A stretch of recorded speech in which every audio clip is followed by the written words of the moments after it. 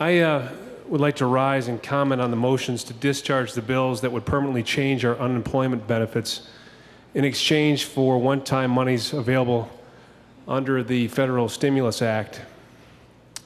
The approach of the other side of the aisle is to expand unemployment coverage, even if it means increasing taxes on our already struggling job providers and further jeopardizing our state's economy, which we all know is teetering on the brink of collapse.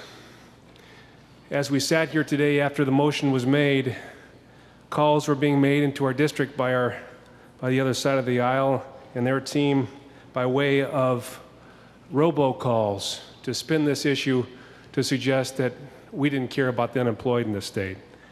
But I want to tell you a little bit about why we stand for what we stand for. And I want to talk a little bit about the present system that's in place right now.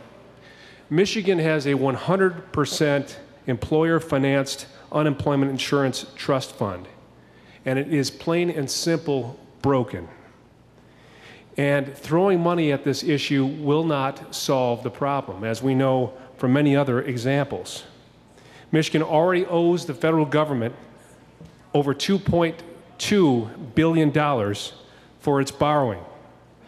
So even without this infusion of what amounts to monopoly money, Michigan employers could see an unemployment payroll tax increase, which will double by 2011. Now,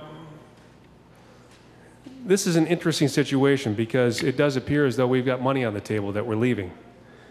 But I want you to know that there is a reason for this. I figured. The opposition in this case wants to permanently raise unemployment taxes on Michigan businesses to finance unemployment insurance in this state. And let me just tell you that that is a flawed plan. And it's one that will get us in big trouble because even though Michigan is, we all know that Michigan is having difficult times. And we are either tied or in the lead in the nation in unemployment for the past 29 consecutive months. It would be a gross understatement to say that Michigan job providers are struggling to survive. Adopting these changes will only make the situation far worse. Job providers will be forced to close their doors, move to another state, cut jobs, cut health insurance, in order to afford the additional payroll taxes from this flawed change. And in each of these options, I think we can all agree it's bad for Michigan's economy at a time when we should be working on ways to fill the unemployment holes in this state. I want to put a personal face with this too. Let's use an example of a small business, one that's got 40 full-time employees, 150 part-time employees. They could see their unemployment taxes soar from $15,000 per year to $85,000 per year. I want to ask you, where does that money come from? How will they pay for it?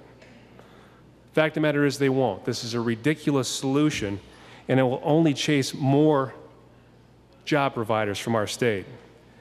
The bottom line is that this proposal would levy a $69.7 million tax obligation on Michigan businesses in exchange for a one-time payment of about $140 million, which we all know will disappear in the next 2 years, leaving an ongoing obligation for the state of Michigan without funding.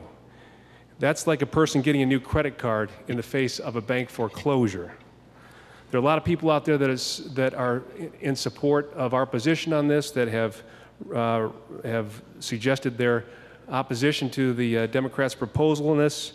I would refer you to the builders, the chambers of commerce around the state, the insurance agents, the realtors, the bankers, the grocers, the manufacturers, the candlestick makers, the restaurants, the retailers, the independent businesses, even the small businesses. Everybody's opposed to it.